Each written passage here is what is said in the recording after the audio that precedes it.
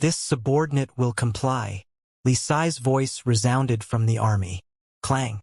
Li Sai pulled down his visor, completing the encasement of his body in armor.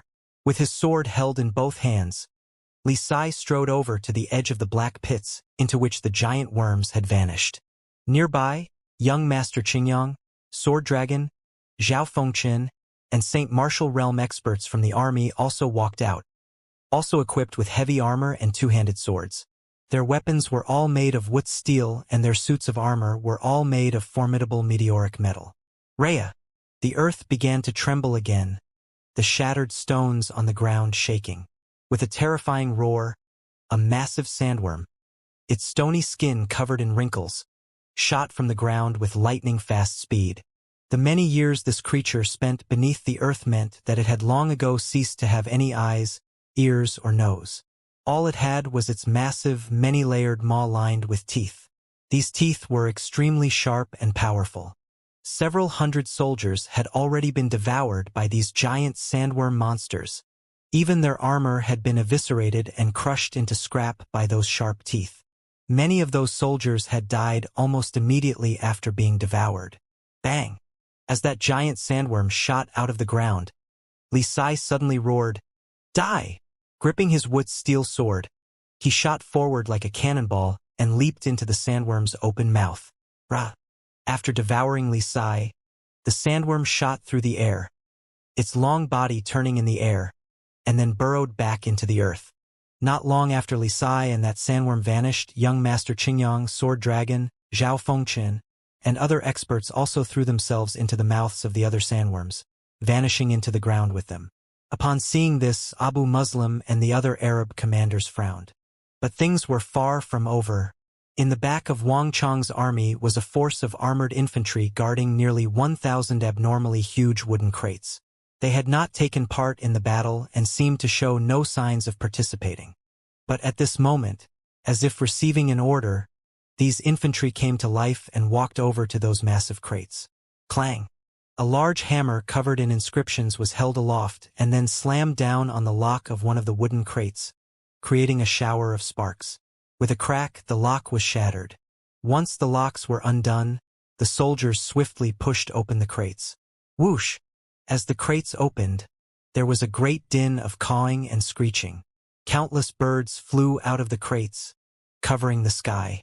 5,000, 6,000, a dense flock of 10,000 birds instantly blotted out the sky. Let alone the Arabs, even the Tang soldiers were stunned by this sight, not having expected those crates to be holding so many birds. In the rebellion of the three princes, Gogrian Eagle King Kim Yusuk had bought and trained a large number of birds. With this vast flock of birds, he had taken control of the capital, even controlling the skies above Wang Chang's residence so that he couldn't send information by bird. Kim Yusuk was dead, but his birds had all been taken by Old Eagle and brought to the front line. Cree! With sharp screeches, the numerous birds swiftly began to fly toward the giant bird army. The distance of tens of thousands of feet went by in the blink of an eye, and those tens of thousands of birds soon engulfed the giant bird army.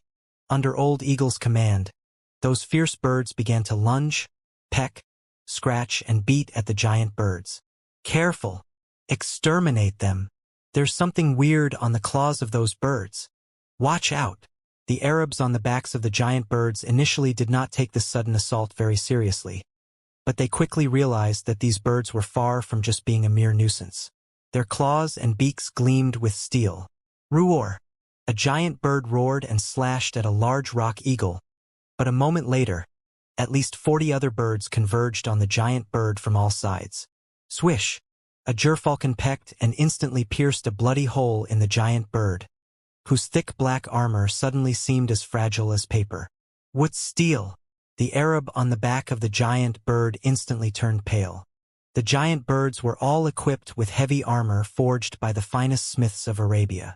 These were meant to guard against the attacks of master archers, countering their greatest threat. But these birds could tear through the armor with their beaks and claws. There was only one kind of metal with this sort of effect, the wood steel used by the king of foreign lands. The giant bird riders all paled in fear upon understanding what was so special about these birds. Cree!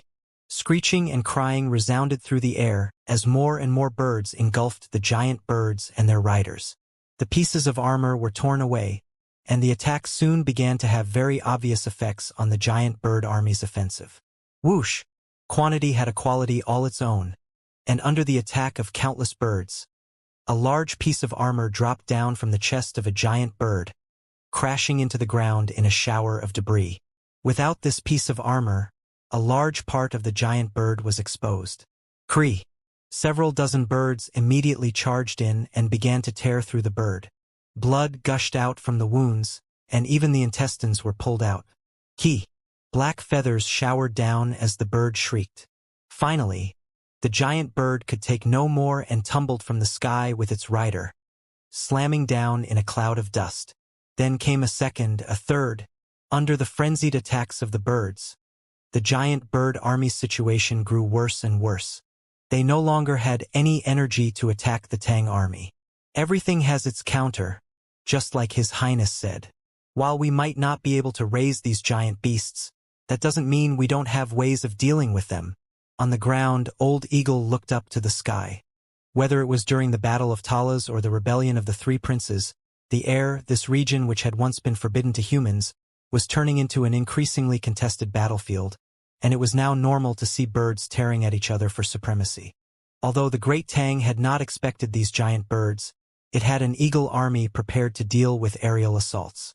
Wood steel was extremely precious, and even Wang Chong had only equipped one force en masse with wood steel weapons, his Wuxian cavalry. Thus, Old Eagle did not dare to ask for much. For each bird, whether gerfalcon or rock eagle, only the very tips of their weapons were wood steel. Fortunately, birds had a particular way of attacking, and the beaks and claws didn't use up that much wood steel. A single wood steel sword could equip at least 1,000 birds, allowing for the possibility of Old Eagle's wood steel eagle army.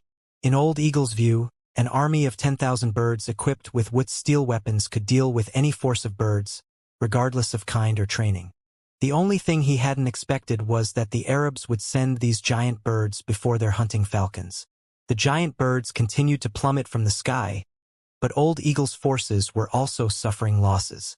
However, the giant bird army had begun to panic and was now focused completely on dealing with the vast flock of birds around it. On the elephant behemoth, Kataba's pupils constricted as he suddenly ordered, "Pass on my order. Send out the hunting falcons." It was Kataba's rule that he would never send additional soldiers for the first probing assault. It was both meaningless and unnecessary, but that aerial battle above the defense line had forced Kataba to break his rule. Those tens of thousands of birds were enough to completely wipe out his giant bird army. While the giant birds could hold out for now and had not suffered large losses, their complete loss was only a matter of time. Moreover, if they were hindered like this, there was no point in sending them out in the first place. Cree. Following Kataba's order, the Arabian hunting falcons took to the skies like arrows leaving their bows, shooting toward the fierce battle in the air. The Arabian hunting falcons had fierce and powerful bodies. While they were no threat to the Tang soldiers on the ground, they could pressure the Tang Eagle army and effectively attack it. Thud thud thud. In a few short moments, the hunting falcons had entered the fray and begun a fierce battle with the Tang birds. "Master, this is bad. Arabia's hunting falcons have joined the battle," said Xianxia, looking up at the sky, his voice fraught with tension. In this aerial battle, the Great Tang's greatest advantage was that their birds far outnumbered the giant birds. But if Arabia sent all of its hunting falcons, this advantage would evaporate. And in reality, as the vast number of hunting falcons joined the battle, the situation was slowly starting to turn against the Great Tang, its forces beginning to suffer significant losses. The Arab riders atop the giant birds were also swinging their scimitars to counterattack. If this continued, the Eagle army would no longer be able to suppress the giant bird army. "Pass my order. Change targets to the steel balls they're carrying," Old Eagle suddenly ordered. He had been watching the skies this entire time, and his eyes gleamed with a wise light. Buzz! With Old Eagle's order, the situation on the battlefield rapidly shifted. The birds that had been attacking the giant birds and their Arab riders suddenly changed targets. Bang! A gerfalcon suddenly drew back its wings and shot down like an arrow toward a heavy steel ball on the back of a giant bird. The heavy impact and shock caused the steel ball next to the Arab rider to shatter. A wisp of flame leaked out from within and rapidly evolved into a fierce explosion that caused all the other steel balls on the back of the giant bird to explode. Boom! With a resounding boom and a fierce explosion, the giant bird and its rider turned into a fireball that even engulfed nearly 10 giant birds in the surrounding area. Ah! With miserable shrieks, 4 or 5 of the giant birds were blasted to pieces, chunks of their bodies falling to the ground. A single strike had destroyed a number of giant birds that originally would have taken much longer to kill. The officer of the giant bird army saw what had happened and suddenly shouted, "Watch out! Scatter! Protect the oil! Don't let them get close!" Wunu Shibi, Namri Songtian, and the spectating Arab governors and deputy governors were all stunned by this sight. At this moment, those in the most danger were the soldiers of the giant bird army. Those steel balls that were originally meant for the Tang army on the ground were now being used against them. Even if they decided to ignore all the birds flocking around them, they could no longer throw out the steel balls. The tens of thousands of birds prevented those steel balls from flying very far. Boom boom boom. One explosion blasted through the air after another, massive balls of fire spreading outward, radiating waves of heat like miniature suns. Old Eagle's adjustment of strategies had caused a rapid reversal in the battle. Hundreds of the giant bird army were being killed in the explosions, and its losses were soaring. Throw out the fire bombs. Use them against the birds. The Arab bird riders were alarmed and enraged. As they shouted, they began to throw out the steel balls. In a single explosion, several dozen birds were engulfed by a fireball, but several giant birds were also caught in the explosion and, heavily injured, plunged from the skies. On the ground, Old Eagle was cold and unperturbed. 90% of the numerous birds he had brought with him had been obtained from the rebellion of the Three Princes. He would feel no heartache no matter how many of them the Arabs killed. The power of this eagle army came from their beaks and claws that were strengthened with wood steel, not the actual birds themselves. Regardless of their losses, Old Eagle had ways of replenishing his forces. Amidst the shrieking of birds, the situation in the air was quickly stabilized. The losses in the giant bird army continued to mount, and the assistance of the master archers on the ground ensured that this aerial army posed no threat. Boom! In another explosion, a giant bird plunged from the sky. On the ground, Wang Zhongxi and Abusi slowly looked away, subtly glancing at Wang Chong upon his white-hoofed shadow, a hint of surprise in their eyes. While Wang Zhongxi was the crown prince's junior guardian and the previous war god, this was only his first time working with Wang Chong on the battlefield. Before this, he had only heard of the legends and tales regarding Wang Chong's feats. As for Tongluo Great General Abusi, while he had sent his subordinate Chiluwu to the Battle of Talas along with several thousand Tongluo cavalry, and had heard from them about the savagery of that battle, Abusi had not seen it with his own eyes. His personal experience with Wang Chong was restricted to the rebellion of the Three Princes, but this time was different. Here, Wang Chong's strength was secondary, but his subordinates left an extremely deep impression on this pair. In a battle, while the strength of the commanding general was still important, what was even more important was that his subordinate officers were fierce and wise. This was an important indicator of a general's ability. After all, a commander's orders would have to be relayed through his subordinates to be carried out. The two of them had seen just now how Wang Chong had issued a few simple orders and let his subordinates carry out the rest. And these people had not simply complied with their orders.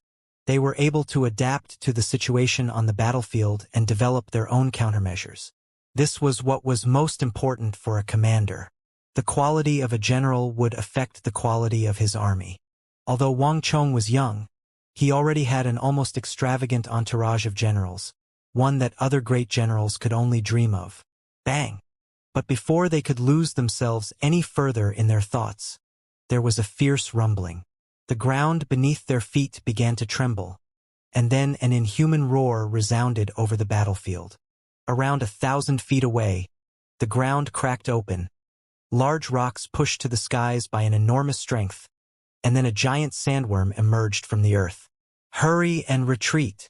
The Tang soldiers in the area fell back in alarm. Everyone now knew how tough the outer skin of these underground monsters was, and that their attacks would have no effect. And if they were eaten by these monsters, they would basically be dead. But before the Tang soldiers could retreat very far, plush! Foul black-green blood gushed out from the sandworm's mouth, rising several dozen meters into the air. Schlick!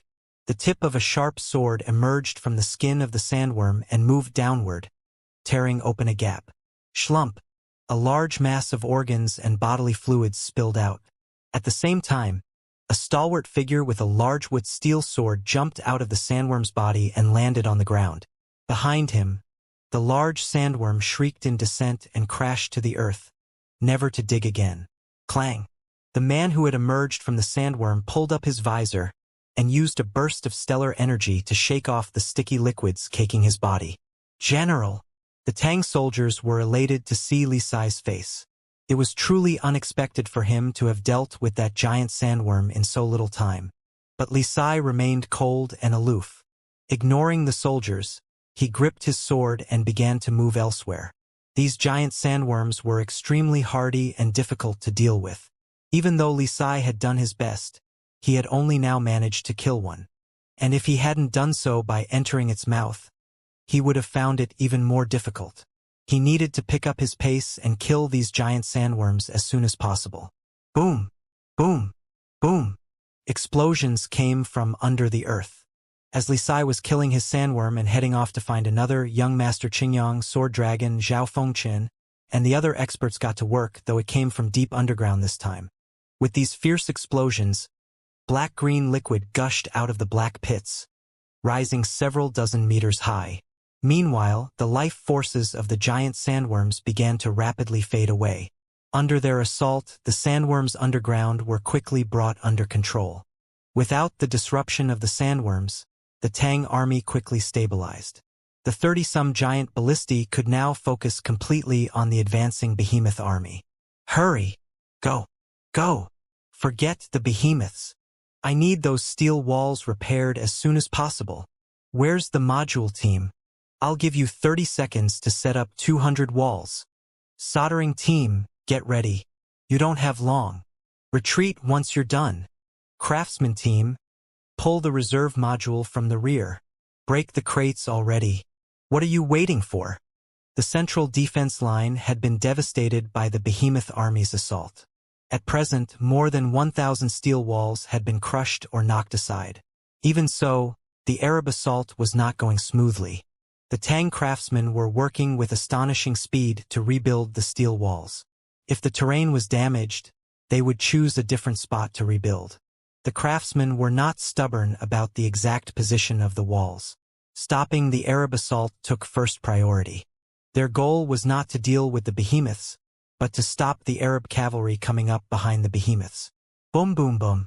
As the craftsmen continued the repairs, giant ballista bolts howled overhead. The gusts of wind they generated sweeping up the debris on the ground. Bang! A bolt quickly slammed into the forehead of a tiger behemoth. After this, 20-some more giant ballista bolts swiftly followed. This vicious tiger behemoth howled in extreme pain as its body went stiff and crashed to the ground, crushing several dozen steel walls into pancakes. And then another one fell and another. With piercing howls, more and more behemoths crashed to the ground. The Great Tang also did not choose to wrangle with these enormous beings, drawing back its soldiers to minimize losses. At this time, the Arabs had already lost 37 behemoths and were still losing more. However, the focus of attention on the battlefield was not the behemoths, but the clash at the front line. Kill! Kill!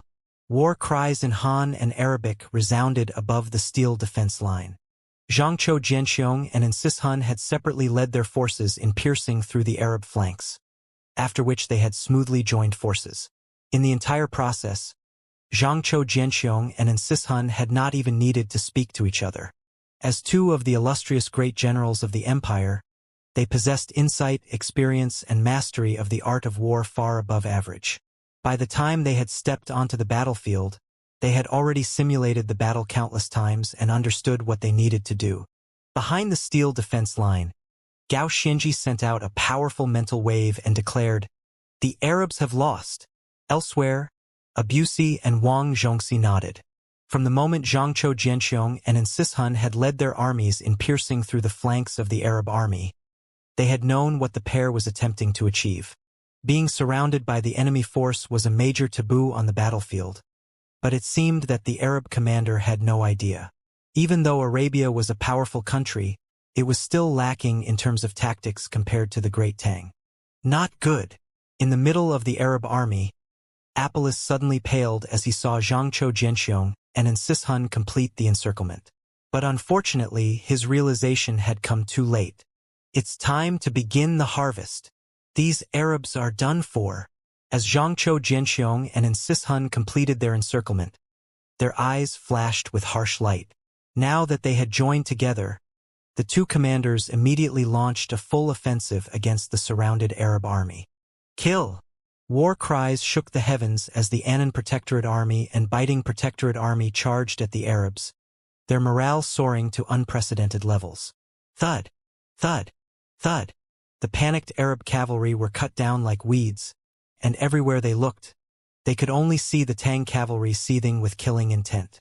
Some of the Arab cavalry brashly shouted and tried to turn around their horses and charge at the enemy, but they were hindered by their fellow soldiers. Moreover, once the Anan Protectorate Army and Biting Protectorate Army completed their encirclement, the Arab cavalry lost the space to build up enough speed for a charge. In this sort of large-scale battle, cavalry that was surrounded did not have enough space to charge, making them worse than infantry and essentially sealing their fate. This was why Wang Zhongxi and Insishun and Gao Xinji had determined that the Arabs had lost. Ah! Screams tore through the air as great swaths of the Arab ranks were cut down. They were forced back again and again by the Great Tang's fierce offensive, but behind them were the stalwart ranks of the Tang shield soldiers. The Arabs fell into even greater disarray. However, on this battlefield, the greatest variable was not with Zhangzhou Jianxiong and Insishun, but at the first defense line. Ah! The Silver Spear Army cavalry screamed as they were cut down. When Zhangzhou Jianxiong had left with the Anan Protectorate Army to attack the enemy army, he had left behind 7,000 some infantry. Plush! Sharp weapons swept across the ground, smoothly inserting themselves between chinks of armor and cutting down the legs of horses, then stabbing into the small crack in the underbelly armor of the horses. These Anan Protectorate Army infantry were as nimble as foxes and as dexterous as apes, constantly maneuvering beneath the horses. Thud! Thud! Thud! As these infantry continued their assault, the Silver Spear Army horses crashed to the ground and were rendered motionless. Ballisti, height of 87. Shoot! A cold voice came from behind the defense line. Creak! With the sound of groaning gears, the tens of thousands of ballistae were loaded and aimed. Thud, thud, thud. The air exploded as a wave of ballista bolts hurtled through the air. This time, without the protection of the Silver Spear Army's massive shields, the Arabs could no longer stop Su Hanshan's ballistae. Plush! Plush! Plush! Gleaming with a fatal light, the ballista bolts flew through the air and blasted through flesh and armor. Row after row of Arab cavalry was pierced through, the bodies of men and horses falling to the ground. Shit! Careful! The Tang are firing their ballistae again. Get out of the way! Out of the way! The vanguard has fallen. Ah! We're dead! Fear spread like a plague through the army. An Arab horseman stared in panic at that grim barrage. 90% of the Arab cavalry in this expedition had never been to the east. They had only ever heard about the east and about Wang Chang's feats. People believed their eyes more than their ears, and who would ever believe such things unless they had seen it with their own eyes? For the first time, the valiant Arab cavalry of the Western world felt a fear that came from the depths of their souls. Those strange Eastern machines would cut down countless lives with each volley, and no armor, distance, or stellar energy was capable of stopping their lethal bolts. Boom! A ballista bolt howled through the air, and the Arab horseman went stiff as he looked down to see the large hole through his chest, upon which he collapsed together with his horse. The Arab cavalry were slain in the thousands and tens of thousands, many of them dying without even having time to grunt. But there were also the heavily wounded, their screams of despair mixing together with the thud of falling bodies. In the distance, behind the steel walls, Su Hanshan continued to coldly command his ballistae, ordering them to fire volley after volley of lethal bolts. Boom! Boom! Boom! As the heavens rumbled, the Arab losses climbed at an astonishing rate. Both advancing and retreating meant only death for these Arab cavalry. The great Tang ballistae were each manned by 5 men, with each man assigned to a certain duty. But Su Hanshan and Zhang Shouji had modified the procedure so that each ballista team could be cut down to 4 men. This meant that 10,000 ballistae needed 40,000 men to operate them, but they killed far more than the number of soldiers they required. 40,000, 80,000, even 100,000 cavalry could not compare in efficiency to the 40,000 men manning the ballistae. 40,000, 70,000, 80,000, 110,000. By now, the 200,000-some Arab cavalry had experienced horrifying losses, and the endless barrage filled the surviving Arabs with despair. The behemoth army had not fallen, nor had the giant sandworms, and the giant birds were still holding out. But the vanguard on the ground was on the verge of crumbling. A few moments ago, they had still been an unstoppable flood seething with killing intent, but now, they were silent, and all they could see was mountains of corpses, abandoned weapons and shattered armor, a fog of blood permeating the air. Retreat! Retreat! Upon seeing this hellish landscape, Apollos finally grew afraid. As Kataba's valiant vanguard general, Apollos had never retreated in front of anything, but in the face of these terrifying losses, Apollos felt a chill. While this empire of the Eastern world did not possess Arabia's behemoths or its enormous army of powerful cavalry, it could lay claim to its own formidable reapers of death.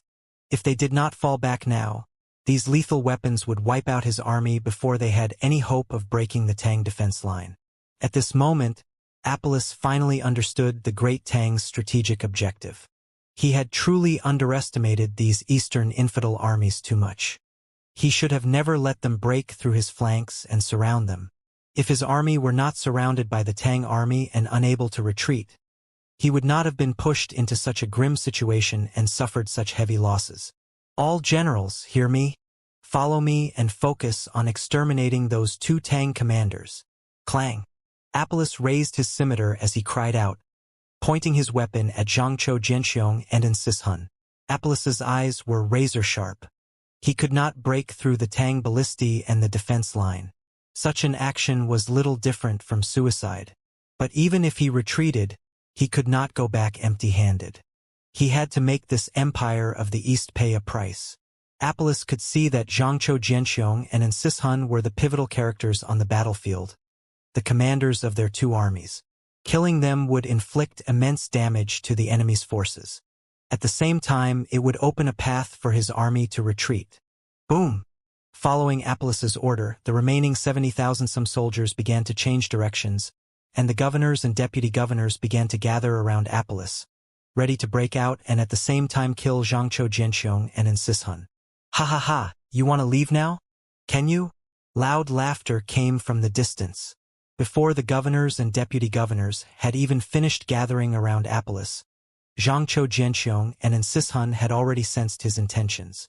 The one who struck first was the strongest, and these 2 had no intention of letting Apollos gather his strength for a breakout attempt.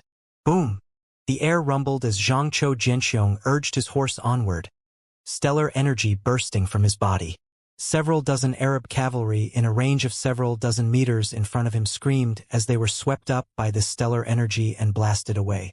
In striking the soldiers behind, they created even greater disorder in the Arab ranks. Zhangqiu Jianxiong's eyes coldly flashed as he continued onward, leading Shenyu Zhongtong and the other generals of the Annan Protectorate Army in shooting toward Apollos. Charge! A furious roar came from several dozen feet away, and then in a white beam of light, Insishun led the biting Protectorate Army generals in joining Zhangqiu Jianxiong against Apollos. Insishun and Zhangqiu Jianxiong had been stationed separately in the north and the south. While they had heard of each other, they had almost never interacted, let alone worked together. In the regional commanders' incident, the 2 of them had even been on opposite sides. But this did not prevent them from sharing a tacit understanding, one that even surpassed the connection Sishun shared with his own subordinates. The powerful auras of these two made the distant Apollos pale. "Protect my lord! Kill them!" The Arab governors and deputy governors shuddered, and with no time to think, they knocked aside the cavalry in their way and charged in Apollos's direction.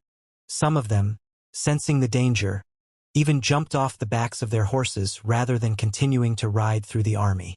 Apollos was the Hierophant's general and the overall commander of the vanguard. If he died, the army would instantly crumble. These governors and deputy governors responded very quickly, but unfortunately, the moment Xianxia Jianqiong and Sishun took action, they had already estimated the time it would take for the Arab generals to gather. White tiger swallows the heavens. Mountain river storm. With a furious bellow, murderous energy exploded from Xianxia Jianqiong's body, and a vast sea of stellar energy was unleashed. Xianxia Jianqiong vanished, replaced by a massive white tiger. It leaped into the air, its several dozen-meter body transforming into a white light that hurtled toward Apollos.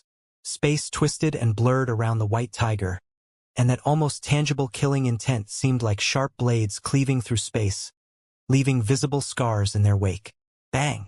At almost the same time, the biting Protector General swept out his saber, and his body instantly began to surge with destructive stellar energy, a veritable waterfall that surged at Apollos. Apollos's pupils constricted upon sensing the grave danger he was in, but he instantly got a hold of himself, his fingers cracking as they clenched into a fist. "Damn infidels! I'll make sure you never go back." As an illustrious vanguard general and one of the Hierophant's subordinates, Apollos had slaughtered countless foes of Arabia, many of them illustrious generals in their own right. But on his first step into the East, on his first encounter with these Eastern great generals, he was being forced to retreat without even fighting. How could he allow this? Thick and concentrated killing intent erupted from Apollos's body and soared into the sky. Wrath of Ammon. Apollos's body rumbled with stellar energy, and in a flash, he vanished, replaced by a hellish demon god with the body of a wolf and the tail of a snake. Ammon. In Arabian records, it was ranked as 7th of the 72 demon god pillars, the god that controlled flames. Bang! Once Apollos used the Ammon transformation, his stellar energy turned into raging flames.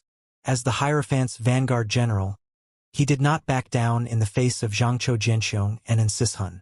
On the contrary, surrounded by a sea of flame, he charged at the pair. The air hissed and crackled, seemingly aflame, churning with thick smoke. "Die for me, lowly infidels!" Apollos's cold voice resounded over the heavens. Alas, though he was powerful, he had underestimated the power of Xianxia Jianqiong and Sishun. 500 feet, 300 feet, 200 feet. The two sides drew closer and closer. When they were less than 100 feet from each other and about to collide, boom!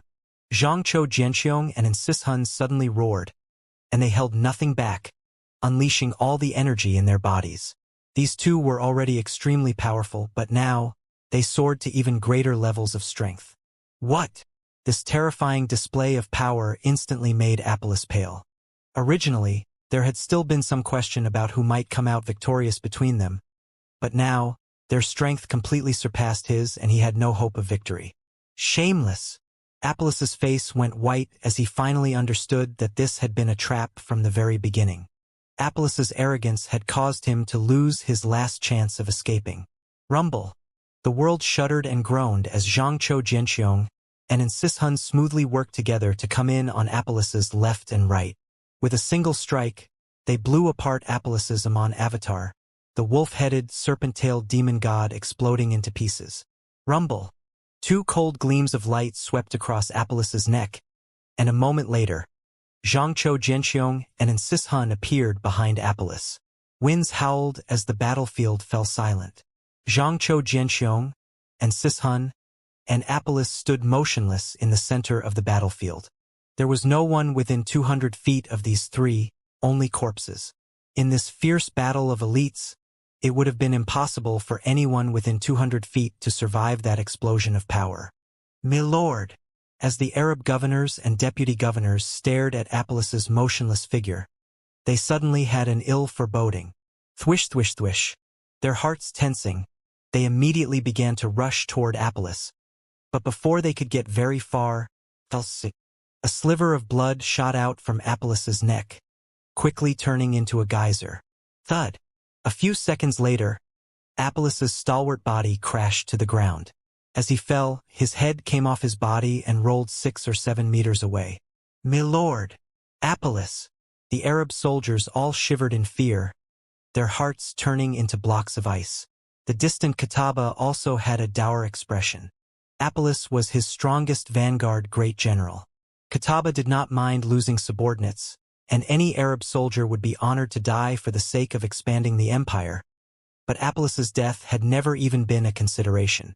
For a powerful general to die in the first probing attack had never been in Qutaba's expectations.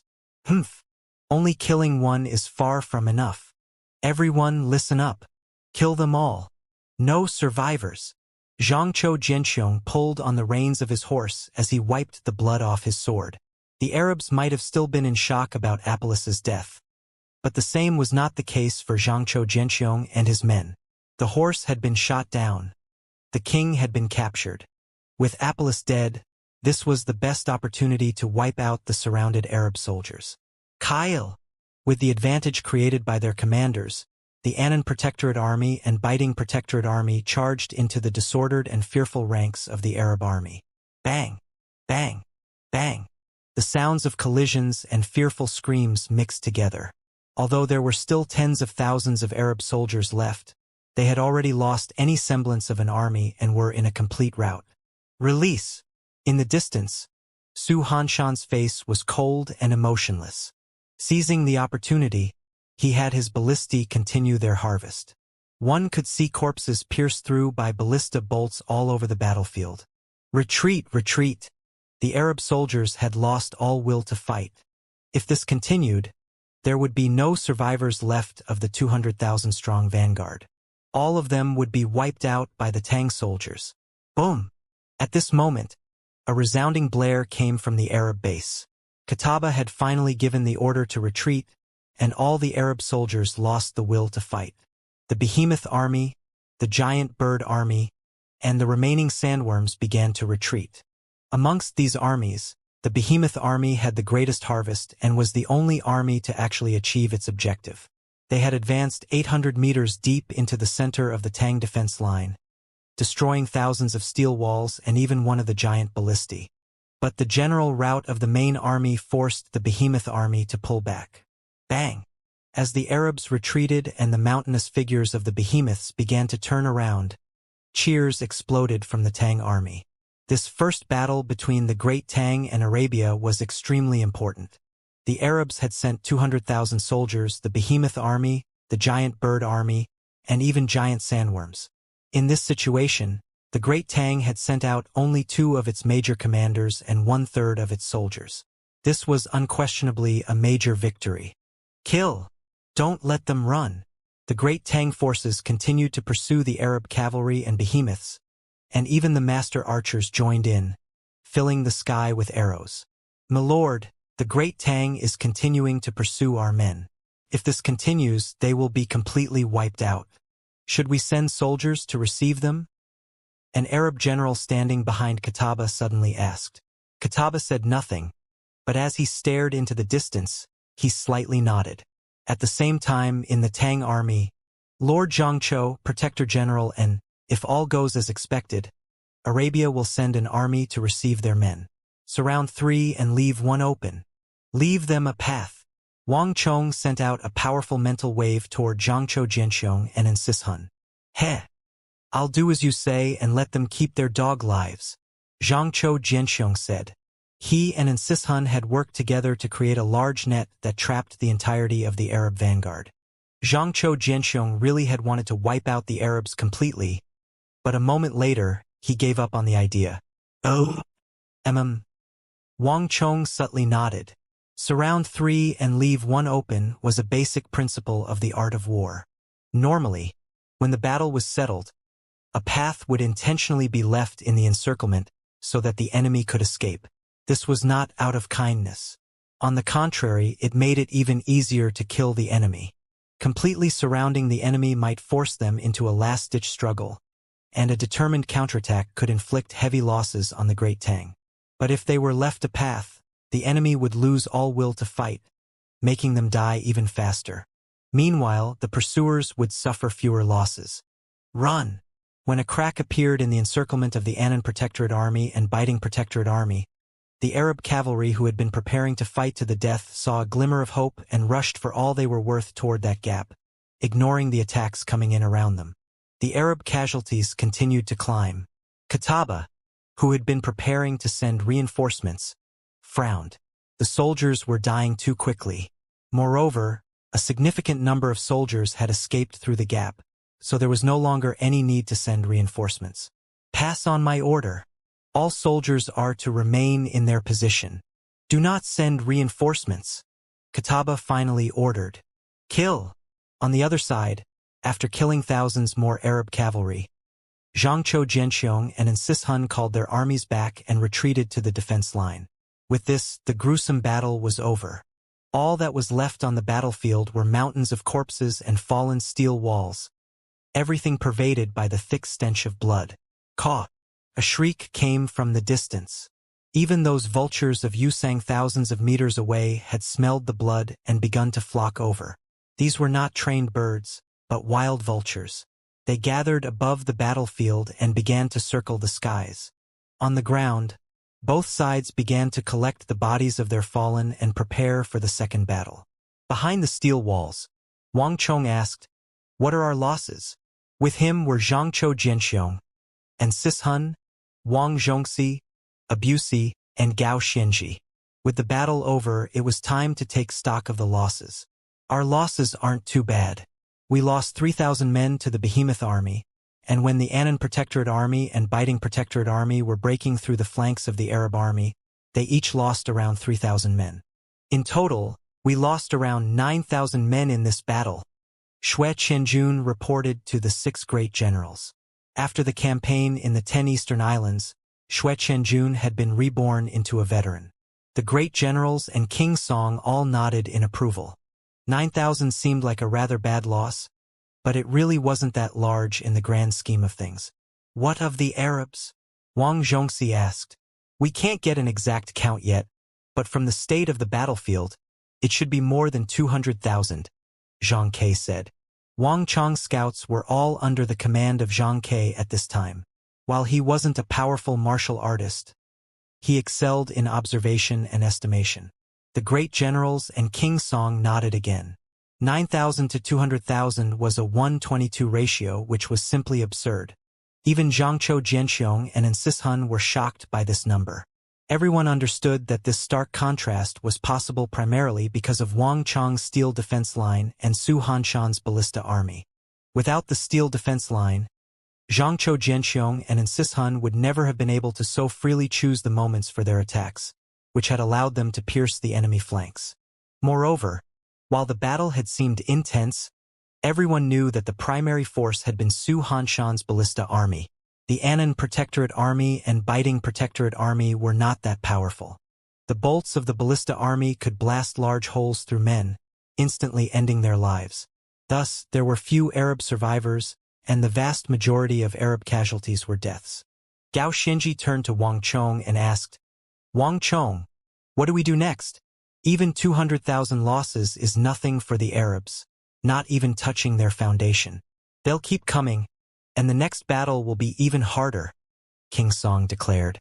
Although King Song had not taken part in the battle, he was a leader in the military and a staunch member of the war faction. Thus, he had a certain mastery of the art of war. Wang Chong said nothing, glancing at the sky. The two sides had fought for many hours. It was still around 4 hours until nightfall, but the size of both forces meant that 4 hours was not enough time for a large-scale battle. There's no rush for now. After a defeat in the first battle, the Arabs will be in a greater rush than us. Wang Chong looked into the distance as he ordered, harden the defenses and prepare for the next battle. Of 60-some behemoths, more than 40 were killed. This loss is rather large. Far in the distance, Atop the back of the elephant behemoth, the high priest spoke with a faint tremor of emotion in his voice. 40-some behemoths were enough to easily destroy an entire kingdom, but this many had died in the very first clash, and it had not been a particularly intense battle. The high priest could raise more behemoths given time and energy, but this was still a significant loss. Only in the east had such losses ever occurred.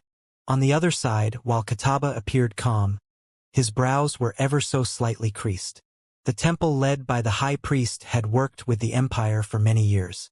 Whenever Arabia encountered a powerful foe in its conquests, the behemoth army would always be mobilized. This was essentially a tacitly understood tradition. This tradition originated in his friendship with the high priest. For this eastern expedition, Kataba had gathered vast amounts of information, absorbing the lessons taught by the previous defeat of the behemoth army in the east.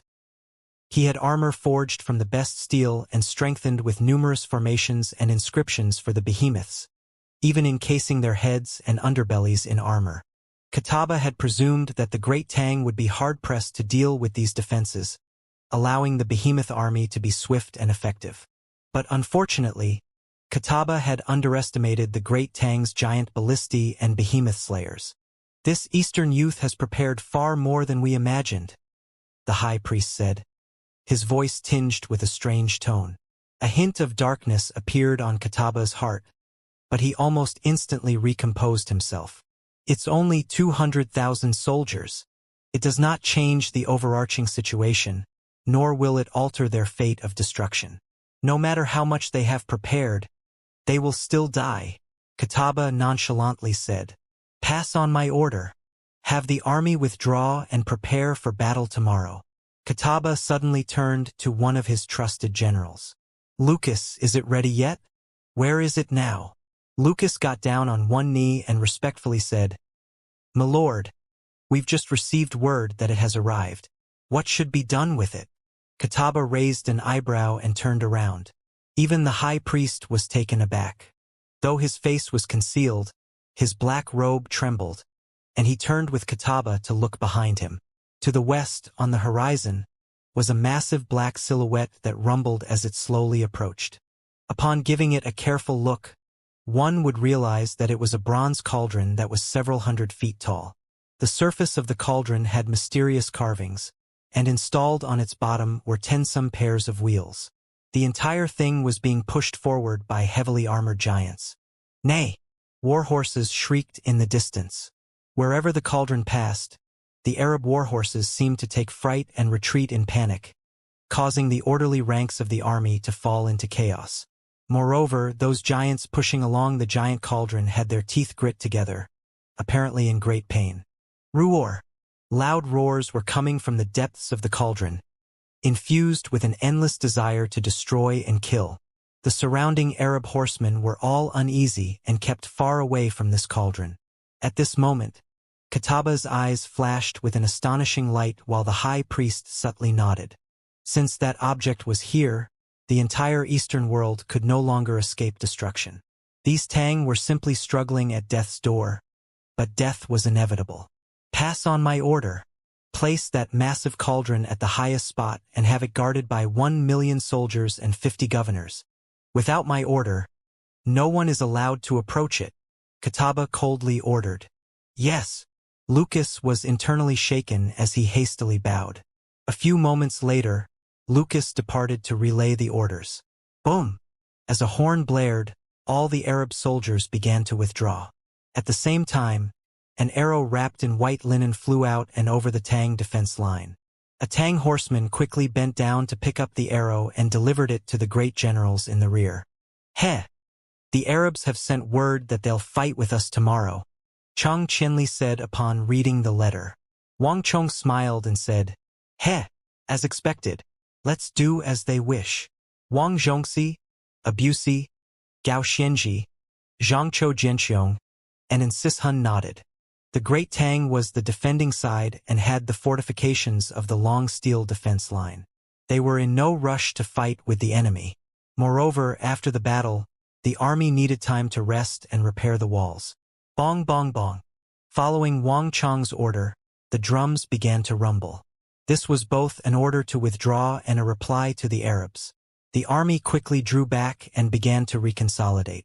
Xianxia Jianxiong and Insishun swiftly began to handle the aftermath of the battle, including getting their injured soldiers treated. Wang Zhongxi, Abusi, and Gao Shenji also began to consolidate their own soldiers. Although they had not participated in the battle and their soldiers had been barely injured, everyone knew that a fierce battle was coming. All of them needed to prepare themselves. Craftsman team, hurry up. There's not much time. We have to repair as many of the walls as possible before late night. Cement team, get ready. Repair the ground as quickly as possible so we can set up the steel walls. With the battle over and the army reconsolidating, the busiest people were the craftsman team and cement team led by Zhang Shouji. The craftsman team no longer consisted of purely craftsmen and smiths. Wang Chong had also moved more than 7,000 soldiers to that team, making this team seem somewhat like modern-day military engineers. As for the cement team, this was a new development from Wang Chong. When fighting with the behemoths, the terrain would often be heavily damaged, and some areas became unsuitable for setting up steel walls. If this were not resolved, the defense line would not be complete. The enemy could exploit the weaknesses in these areas to increase the pressure on the front line. The cement Wang Chong had developed had originally been used for roads, but Zhang Shouji had discovered that it was completely possible to use this technology on the battlefield to repair the terrain damaged by the behemoths. In addition, it could be used to strengthen the steel wall's connection to the earth. As everyone began to work on their own tasks, Wang Chong did not return to the city of steel. Instead, he rode over to the mountainous corpse of a rhino behemoth. This action immediately drew the attention of Li Sai, Su Hanshan, and Xue Qianjun. Come, follow our lord. These people quickly began to chase Wang Chong. In front of the behemoth, Wang Chong pulled on the reins of his horse. The rhino behemoth was long dead, the blood flowing out of its body forming a moat around it. No matter how much vitality and strength it had in life, in death, it was just a rotting pile of meat. Swish! Wang Chong's eyes flashed with cold light as he sent out a piercing sword chi to slice at the rhino behemoth's head. Plush! The behemoth's head parted open, revealing its red and white brain tissue. Li Sai, Xue Qianjun, and Su Hanshan glanced at each other in confusion. But a few moments later, they saw Wang Chong reach into the rhino behemoth's brain and extract a small object. Everyone could see that this was a bronze shard the size of a fingernail and covered in mysterious veins. What is this? Li Sai and the others said in surprise. At their level of strength, they could see that this bronze shard was extremely old and had some history behind it. More importantly, they had taken part in the Battle of Talas, but this sort of object had not been discovered in the heads of the behemoths back then. An ancient seal. It's what that high priest of Arabia used to control the behemoths. Wang Chong indifferently said. He pensively rubbed the bronze shard between his fingers. He could sense a weak, but extremely unique, energy within this shard, unlike any other he had encountered. That black-robed high priest had used this power to repel his psychic energy. After beating the small one, the big one has come. This sort of beast and this object shouldn't have appeared in this world. This high priest of Arabia has far too many secrets, Wang Chong quietly said to himself. For these enormous creatures to appear in this world of martial arts was far too abnormal. No country had this technology, not the Turks, the Tang, the Tibetans, the Mengshi-Zhao, any kingdoms of the western regions, Karak-Spazinu, or even Sindhu. Only Arabia had the behemoths, and these behemoths all came from that high priest. All of Wang Chong's understanding of this mysterious high priest came from the deceased commander of the behemoth army, Mazel. From his memories, Wang Chong had been able to sense Mazel's fear, reverence, and awe. For Mazel, the high priest was an omnipotent and divine existence. And in that previous battle, neither Wang Chong nor the high priest had used all their strength. They both understood that this was merely an initial probe, that neither side had begun to take this battle seriously. Of course, the most important part was that Wang Chong had realized through numerous attempts that he could not take control of the behemoths, making any further battle with the high priest pointless. His first priority was to plan for the next battle. A day will come when we clash and I understand all your secrets. Gripping the bronze shard, Wang Chong profoundly gazed at the domed fortress in the distance and then turned to leave. As Wang Chong left, on the distant Turkic steppe, the grass waved back and forth in the wind. Wunu Shibi looked in the direction of the city of steel, and only now did he slowly draw back his gaze. I really didn't think that the Great Tang would win the first battle. And it was an almost complete victory with barely any losses. Wunu Shibi deeply sighed, his mind in great turmoil. The battle was over, but Wunu Shibi found it hard to shake off his shock. Although both sides had merely been testing each other in this battle, in terms of scale and intensity, it had surpassed more than 90% of the battles between the Western Turks and the Great Tang. But for these two opposing sides, it was only the beginning. However, what left the greatest impression on Wunu Shibi was the unprecedented sight of the 6 titans of the Great Tang working together. King of Foreign Lands, or rather, 9 Provinces Protector General Wang Chong, Annan Protector General Zhangqiu Jianxiong, Fighting Protector General and Sishun, Anqi War God Gao Xianji, War God and Crown Prince's Junior Guardian Wang Zhongxi, Tong Luo Great General Abusi. Each of these men was strong enough to hold their own and intimidate the surrounding empires. But now all of them were in one place. No one knew just how frightening the 6 of them working together was, but everyone had seen just how well Zhangqiu Jianxiong and Sishun had worked together. Perhaps after this battle is over, the other countries will really have to rethink their relationship with the Great Tang and Arabia. These 2 empires are just too powerful. The Great Tang especially is too close. Fortunately, given how the Great Tang borders so many other countries, its great generals have been scattered. Otherwise, if they were together, no empire would be able to stop them. Wunu Shibi felt a shiver go down his back. For many years now, the other countries had always believed that they could sit on the same level as the Great Tang, but it was now apparent that they had been deluding themselves. And there was also that warning from the Great Tang's sage emperor. This was not some mere bluster.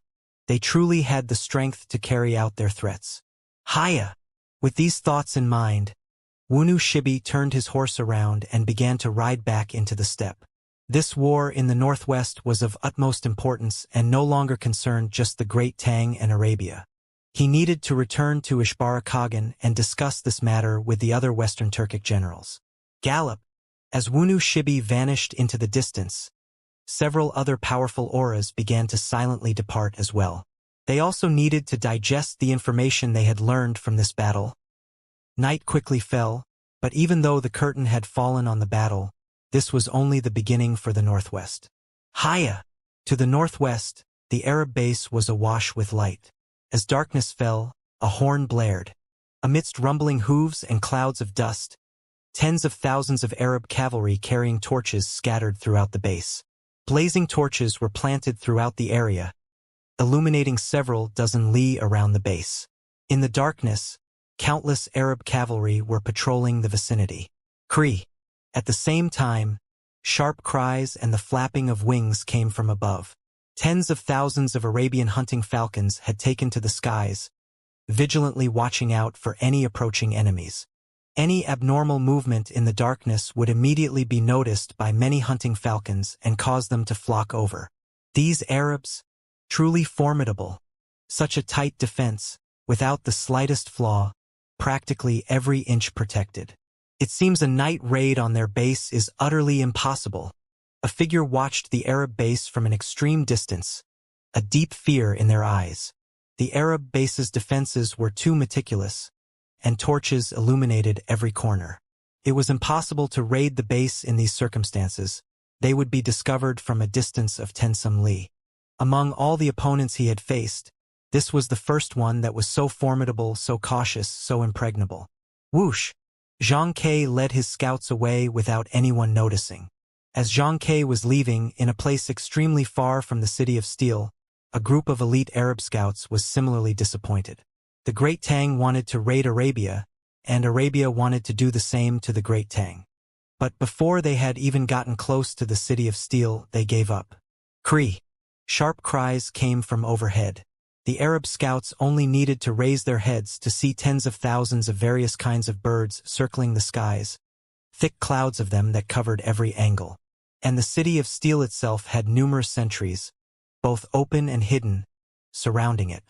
It was easy to avoid the obvious sentries, but much harder to avoid the hidden ones. Even before they had reached the perimeter, they had nearly run into several groups. If they hadn't been some of Arabia's best scouts who had taken part in numerous campaigns, they would have already been exposed. But even so, they had needed to expend great effort and endure many dangers to reach this place.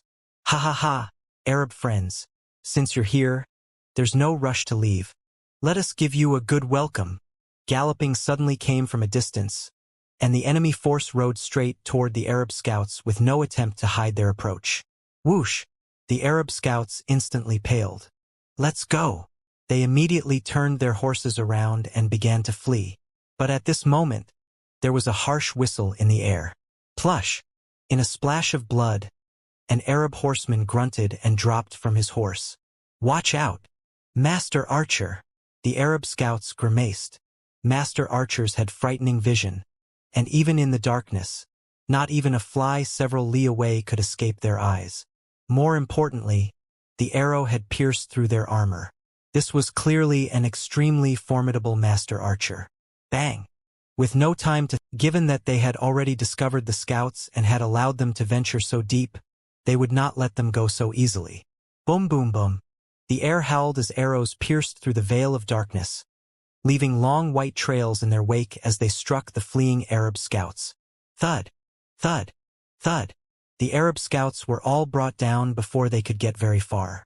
The last Arab scout just barely managed to avoid the fatal blow, shifting so that the arrow stabbed through his right thigh and pinned it to the side of his horse. Panicked, the man took off and swiftly vanished into the night. A few seconds later, the Tang cavalry gathered together, their sharp eyes and clean movements indicating that they were all elite scouts. Captain, why did you leave one alive? Since these barbarians dared to invade our great Tang's territory, shouldn't we kill them all? Heh, if we kill them all, who will go back to report? Those barbarians might even think that their scouts got lost. Better to let him keep his lowly life. A young and clear voice softly chuckled. A few moments later, a young general with a Xian metal bow on his back rode forward. It was none other than the commander of the Master Archers, Chun Burang. There had originally been no Master Archers assigned to patrol tonight, but Chun Burang had requested that the Master Archers be allowed to join in. The group quickly dismounted, searched the Arab corpses, and then mounted back up. Brothers, keep a sharp eye out tonight. These Arab brutes are somewhat restless. I'll leave this area to you while I return to His Highness to report. Tonight might be a busy one. Chun Burang glanced in the direction of the Arab base. Amidst the bright lights, Chun Burang could sense powerful energies gathering together. These bastards are probably holding a conference of their own. Chun Burang muttered to himself as he rode away. In the domed fortress, all the Arab governors and deputy governors were gathered, with Kataba and the high priest at the very center. Although the first day's battle was over, the mood in the hall was growing tenser and tenser as the Arab high commanders convened.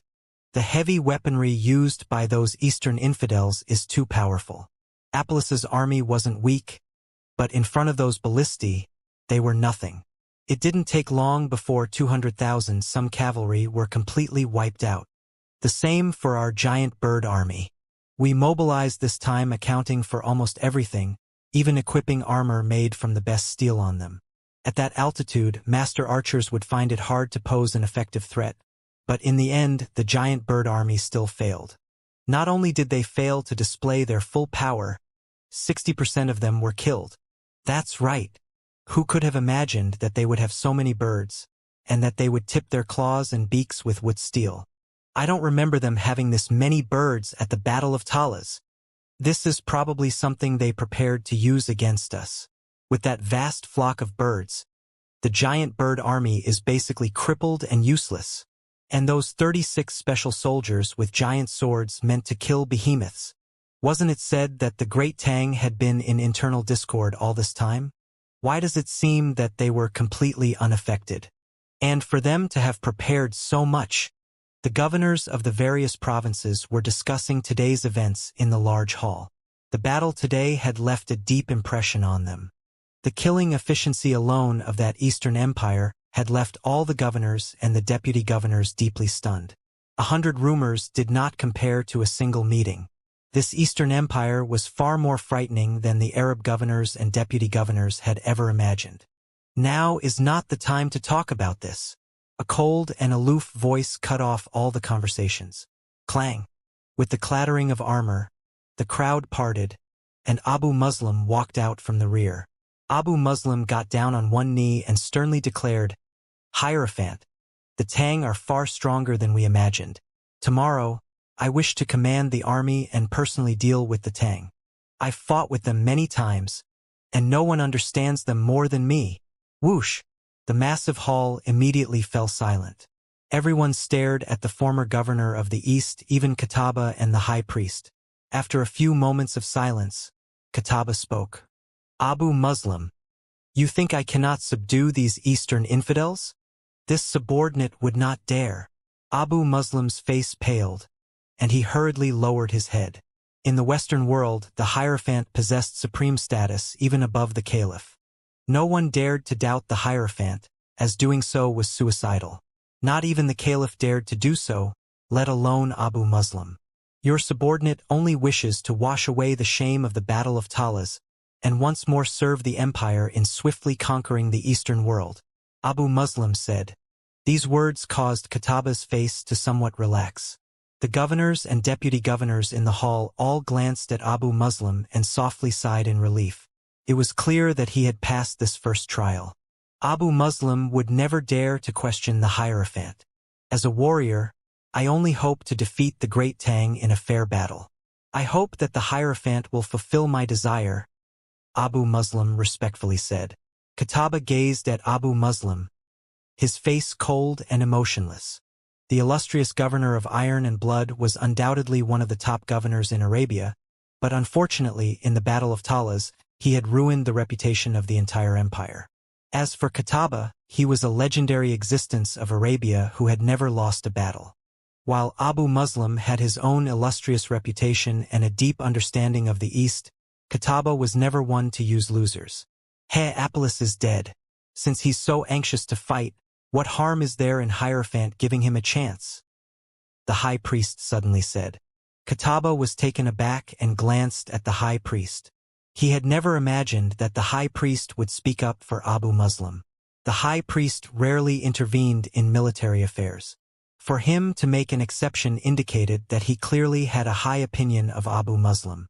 Kataba was rather surprised and confused. Why did the high priest hold a defeated general like Abu Muslim in such high regard? Abu Muslim, I will give you one chance. Tomorrow, in the first attack, I will give you 500,000 soldiers. I do not like a general who loses twice. If you fail this time, I will personally execute you, Kataba said. Many thanks, Hierophant. Abu Muslim was elated by Kataba's reply. An ordinary governor would have felt some apprehension, but not Abu Muslim. Rise. I've gathered all of you here to discuss tomorrow's battle.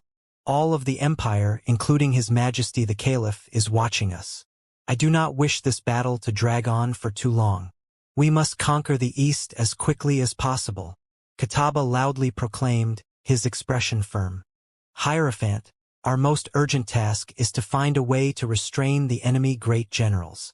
A rough voice resounded through the hall. A stalwart general squeezed through the crowd and grimly continued. These Eastern generals are much more powerful than we initially thought. Apollos underestimated them too much, causing him to die at their hands. Shamsuddin. This man was the governor of Kerwa in the western part of Arabia and was one of the high nobles, possessing a lofty status in the empire. Only someone like him had the right to speak to Kataba at a time like this.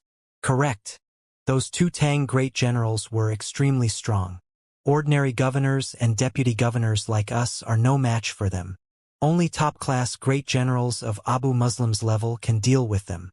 The governor of Fez, Hazm, also stepped forward. Just like Shamsuddin, he was also a high noble, and they were extremely close friends. The other governors and deputy governors all agreed with the words of Shamsuddin and Hazm, fear in their eyes.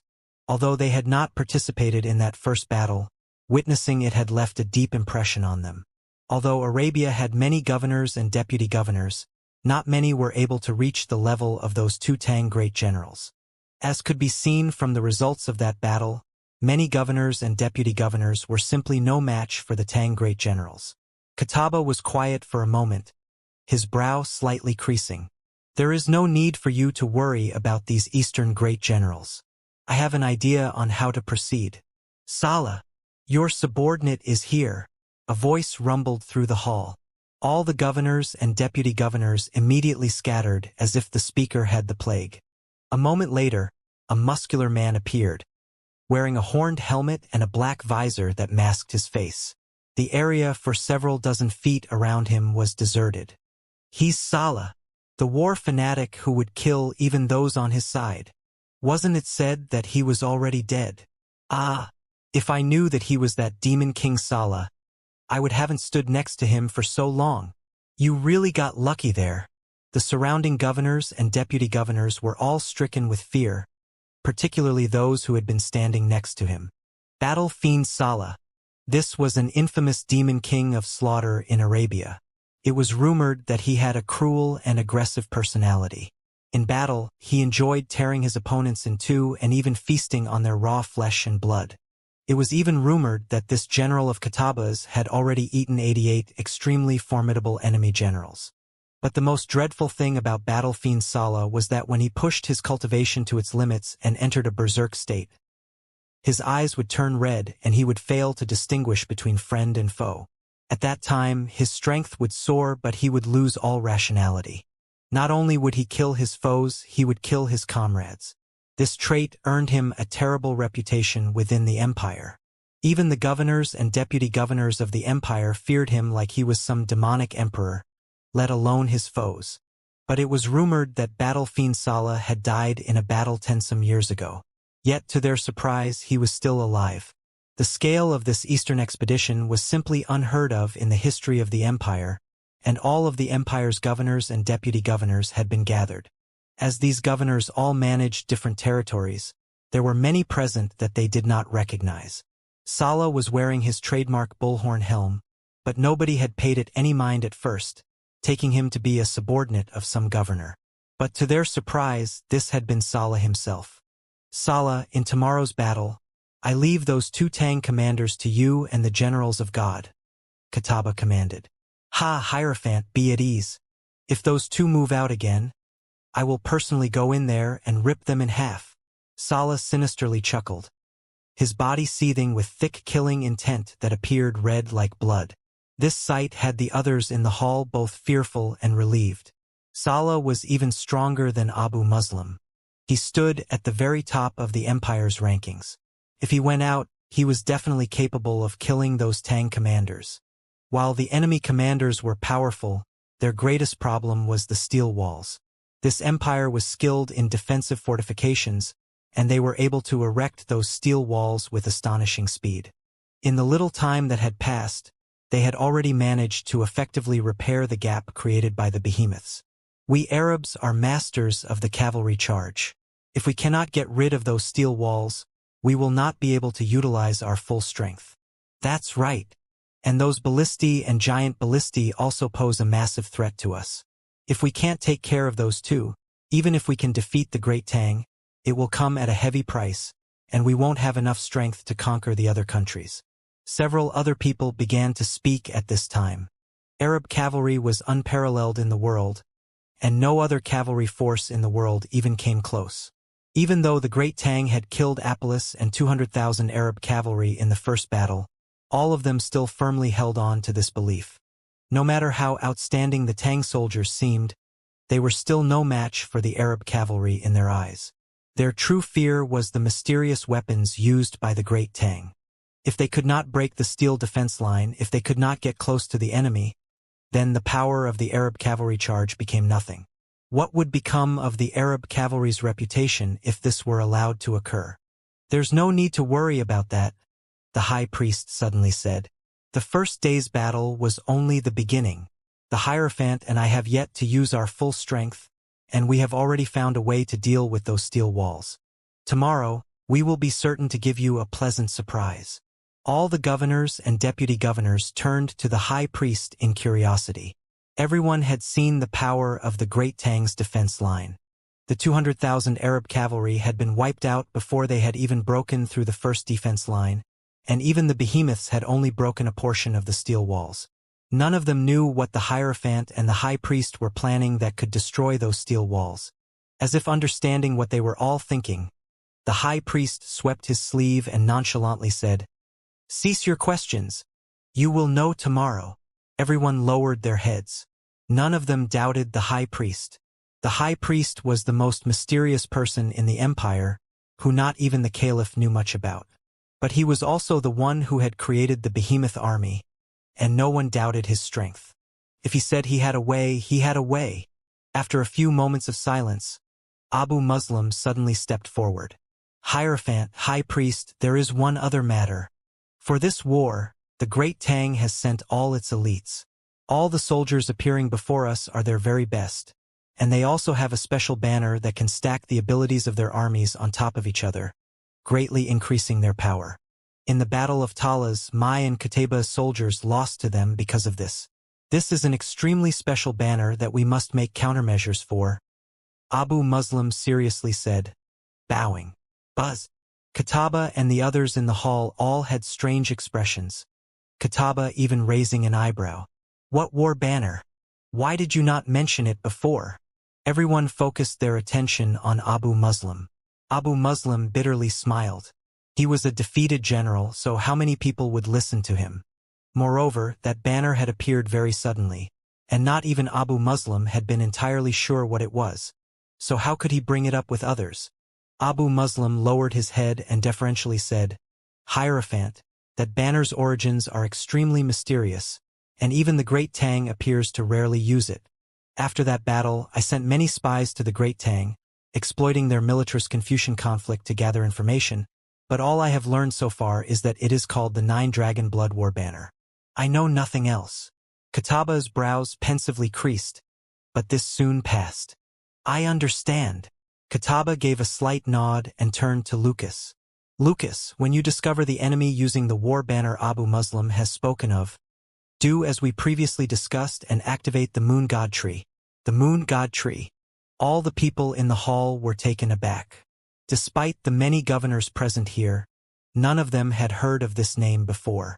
But the high priest's black robe faintly trembled in understanding. The Moon God Tree, also known as the Tree of the Sea Mother, was a power of an ancient civilization that Qutaybah had obtained from that well in Hamuhad. The Tree of the Sea Mother was one of the strongest treasures he had obtained and contained a mysterious energy. But using the tree's power was no simple task, and it required paying a heavy price. Even Qutaybah had to pay this price when first obtaining the tree, and it could not be used as one pleased. "Shamsuddin," Qutaybah suddenly turned his head. "I give you command over all the archers, the hunting falcons, and also the giant bird army. In tomorrow's battle, I need you to completely wipe out all the Great Tang's birds." Shamsuddin shuddered upon hearing this.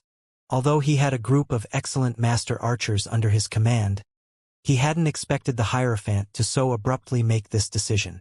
"Shamsuddin, everyone in the empire is watching this war. If we cannot exterminate the Great Tang and conquer the Eastern world, taking all these infidels under our rule, do you really think you can go back alive? Even as a high noble, if you cannot serve your empire, you are only useless trash. A high noble like you will face the same end as Apollos. Yes, Hierophant, this subordinate will do his utmost to exterminate all their birds. Hazem, I will place all the giants under your command. Amongst all the governors of the empire, you have the greatest skill with catapults. In tomorrow's battle, you are to accurately cast all the giants into the Great Tang's ballista formation. If there are any mistakes that spoil our chances at victory, I will personally end you. I have killed many high nobles who failed to obey my orders. Even if you report this to the caliph, no one will be able to help you," Qutaybah callously said. "This subordinate would not dare. Hazem will definitely complete the Hierophant's mission." Hazem inwardly trembled as he lowered his head and bowed. "The steel walls, the ballistae, the giant ballistae, I will deal with all of this. Tomorrow, the entire army will mobilize, and we must destroy this Eastern Empire. Anyone who dares to retreat tomorrow will be executed without question. Kataba coldly proclaimed to the people in the hall. Yes, everyone immediately lowered their heads. Now, we will begin planning for tomorrow's battle. Kataba suddenly took several steps forward and pulled away a long Arabian carpet, revealing the intricate model beneath. Everyone immediately gathered around the model. Around an hour later, the conference ended. All the governors and deputy governors dispersed, leaving behind only Kataba and the high priest. All fell quiet. The high priest suddenly turned to Kataba and profoundly asked, "Have you made up your mind? Tomorrow, must we use that thing within the cauldron? As long as we have that beast, we can sweep over the Eastern world and complete that grand aspiration that no one on the continent has ever achieved. This time, I plan to leave behind no regrets," Kataba firmly said, his voice unwavering. The high priest gave a slight nod, his black robes concealing any emotion he might have shown. "I merely wish to warn you that this fiend annihilated an ancient civilization by itself. Using it will require a certain price, and once the East is pacified, you must watch out for any side effects." Kataba's face froze for a moment. He clearly understood what the high priest was saying, but in the end he resolved himself. All of this can wait until after we conquer the Eastern world. The hall fell silent once more. This time, the high priest said no more, and everything was concealed under the veil of darkness. Meanwhile, in the city of Steel, the 6 great generals and Kingsong had gathered together for their own conference. The mood was exceptionally grim. Tomorrow will be a fierce battle. The Arabs will send everything they have. Even with the steel walls and the ballistae, those 2 million soldiers will place immense pressure on us, Xianxia said, his face grave. In front of him was a massive model upon which everyone was focused. The model had been reworked to express in excruciating detail the current terrain and situation. Abusi spoke up. "I also feel this way. Even though they've already mobilized their behemoth army, the Arabs undoubtedly have even more moves to be used." His brow was creased and his hands slightly clenched as he examined the model. Though he did not possess as profound a grasp of the art of war as Zhangzhou Jianqiong and Sishun or Gao Shenji, he was still a great general who had participated in his fair share of battles, and he still had the intuition of a great general. Moreover, in today's battle, the majority of their cavalry died to our ballistae. We can be sure that they'll think of some way tonight to deal with the steel walls and the ballistae. Abusi's words cast a solemn mood on the room. The impregnable steel walls that could hold against a cavalry charge and the sharp and unstoppable ballistae were the Great Tang's shield and spear in this war. Without these two things, the Great Tang's battle against Arabia would have never been so easy. It was like Arabia without its behemoth army. It's not that simple. Did you see all those armored giants in the back of the enemy army? They remained in the rear throughout the entire battle. If the Arabs didn't commit them to battle, they must have greater plans for them, Zhangzhou Jianqiong said, his brow tinged with worry. Zhangzhou Jianqiong had made a significant contribution to today's victory, and because he had been in the front line, he had noticed many small details. As an influential commander, Zhangzhou Jianqiong was never one to focus solely on the battle around him. In that battle, Zhangzhou Jianqiong had swept his gaze over the entire battlefield, including the rear of the Arab army, where the Arabs still had forces they had not committed. Our enemy is Kataba, a legend of Arabia. He must have certain extraordinary traits that allowed him to obtain this reputation. But I'm not particularly concerned about any hidden moves they might have, Wang Chong said, his expression calm and unperturbed. The Great Tang was at its peak state, and he had his dream army. The steel defense line, the ballistae, the giant ballistae, 6 great generals, the divine martial army, the Tongluo cavalry. No matter who his opponent was or how strong they were, the Great Tang could deal with them. Moreover, Wang Chong himself had yet to make his move. There's one other matter. At this moment, Wang Zhongxi suddenly spoke. I've just received some information. I don't know if the rest of you noticed, but at sunset, a giant cauldron suddenly appeared at the highest point of the Arab base. It's several dozen meters high and surrounded by 30-some giants that protect and move it. 20-some days have passed since the start of the war. In this time, all of our ballistae and supplies have arrived, and even the Arabs have finished bringing their catapults and behemoths to the front. Given all this time and Kataba's legendary reputation, it doesn't make sense for something to arrive so late. Wang Zhongxi scanned the room. The hall fell silent. Everyone, including Wang Chong, pensively creased their brows. This truly was strange. Wang Chong had received the same report from Zhang Ke, but for the moment, he couldn't tell what was in that massive bronze cauldron. But regardless, this bizarre, massive cauldron did not mean anything good for the Great Tang. Kataba is no ordinary person. I sensed that something that would make him so cautious as to send several dozen giants to slowly escort it cannot be a minor object. It might be a pivotal object the Arabs will use in tomorrow's battle, Wang Zhongxi firmly declared. No one doubted Crown Prince's junior guardian Wang Zhongxi. As the former war god, at his prime, Wang Zhongxi had a reputation and status that far surpassed Gao Xianji and Sishun and Zhangzhou Jianxiong. The giant cauldron in the Arab base had to be extremely important if it had earned his attention. Is there a way to investigate what it is? And Sishun asked. This was a battle that would affect the fate of the two greatest empires of the East and West. No mistakes could be permitted. No! Someone suddenly spoke. It was not Zhang Ke, but Gao Xianji's subordinate, Cheng Qianli. After today's battle, I rode a horse out of the camp to patrol, hoping to find something by surveying the enemy base, perhaps even a weakness. I also noticed the giant cauldron that Lord Junior Guardian spoke of. When I went to take a look, that giant cauldron was guarded by several 100,000 Arab cavalry, and the inner circle had several dozen giants. Moreover, the skies were guarded by the giant bird army and the hunting falcons. It was impossible to approach, whether by sky or land. There were many commanders in the army like Cheng Qianli. Although they had not taken part in the battle during the day, they had not just sat back in the rear. Each one had their own way of probing the enemy camp and analyzing intelligence. With their various abilities, they made various plans and did all they could to contribute. If that's the case, this giant cauldron is even more important than I thought. And Sishun frowned. During the day, he had been fighting with Zhangzhou Jianxiong against the Arabs, and after the battle, he had been reorganizing his army and preparing for tomorrow's battle, so he had not had time to observe the enemy army. The duties in an army were clearly spelled out. There were naturally others who would carry out such tasks. Several 100,000 cavalry and several dozen giants were a formidable defense that was essentially impenetrable. This level of defense was a clear indication of just how important that cauldron was. The mood in the air turned grim and oppressive. "Leave this matter to me," Wang Chong suddenly said. "Although the Arab base is tightly guarded, that doesn't mean that there are no ways to scout it. I'll try my best to see what's inside that giant cauldron." With Wang Chong volunteering, the matter was put to rest for the moment.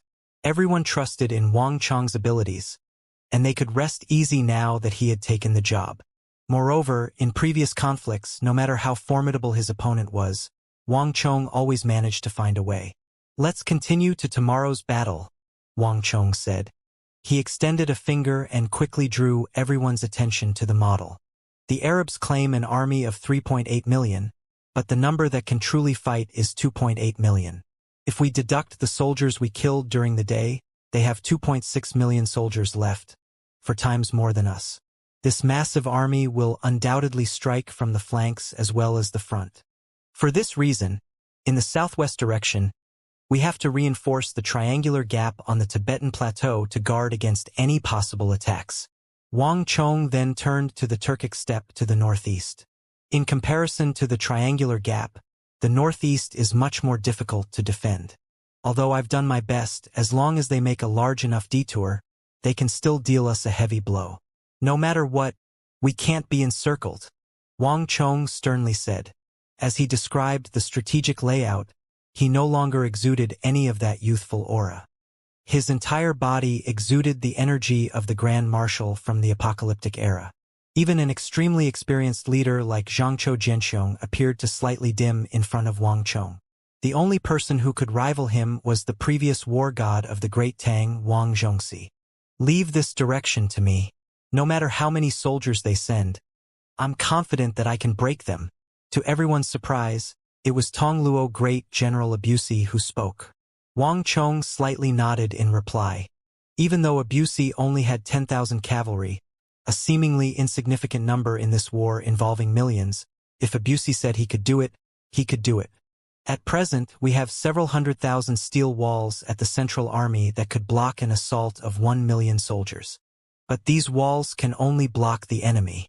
If we can't wipe out their soldiers, then the war will drag on, and under the constant attacks of the Arabs, our defense line will slowly crumble. We can't place too much hope on our ballistae in this battle. Tomorrow, they will definitely be heavily targeted by the enemy. Probably around the middle of the battle, the ballistae will find it hard to exhibit their initial power, upon which we will have to rely on ourselves. No matter what, we have to be on the offensive so that we can break the main Arab force. We have to kill at least 1 million soldiers to have a chance at victory, Wang Chong sternly said. War was not a matter of simple arithmetic.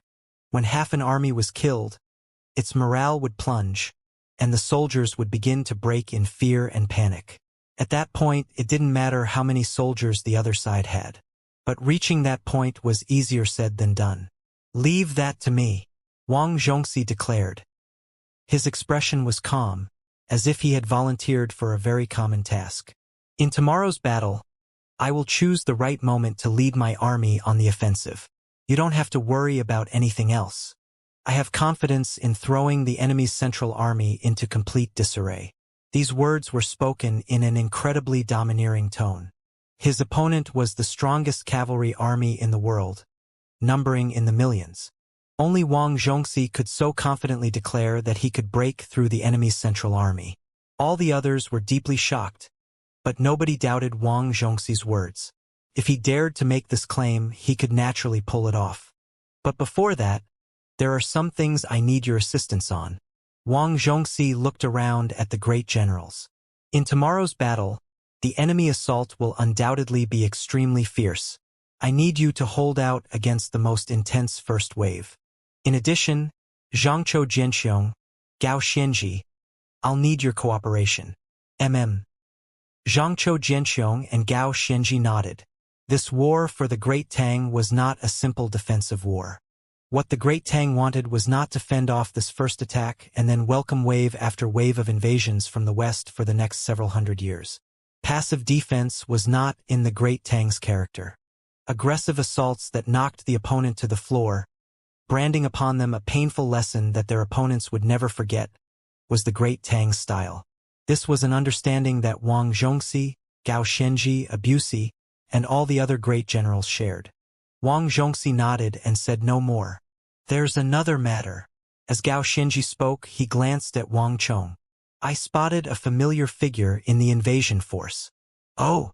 Wang Chong raised an eyebrow, a questioning look in his eyes. I saw Abu Muslim amongst Kataba's great generals. He was the Arab commander in the last war, and he has a deep understanding of us. But in the first battle, he did not enter the field, which makes no sense. I sense that he will come out tomorrow. We can't underestimate this man, Gao Xianji said. In the Battle of Talas, all of the top Arab commanders, including Qutayba, had been killed by Wang Chong. Only Abu Muslim had managed to escape. This person was extremely strong and had a deep understanding of the East. In the last war, if not for Wang Chong's prompt arrival, Gao Xianji would have probably died at his hands. Wang Chong nodded. He had a very deep impression of Abu Muslim, but that was then and this was now. The War of the Northwest was not Talas, and the Great Tang's opponent was Qutayba now, not Qutayba. I'll be careful. After this, the group began to play out scenarios on the model, simulating how the assault and defense would go. Tomorrow's battle not only decided whether the army would live or die, but whether the Great Tang Empire would continue to exist, the fate of the millions of people living in the Central Plains. Defeat was not an option. None of them dared to show the slightest neglect. After a long while, after calculating every possibility in tomorrow's battle so thoroughly that even the great generals felt rather tired, they ended the meeting. Once everyone was gone, Wang Chong turned his head. "Senior, come in." After a few moments of silence, a figure came in from outside. This man was as short as a dwarf, but he exuded pride and experience. It was none other than the Formation Elder.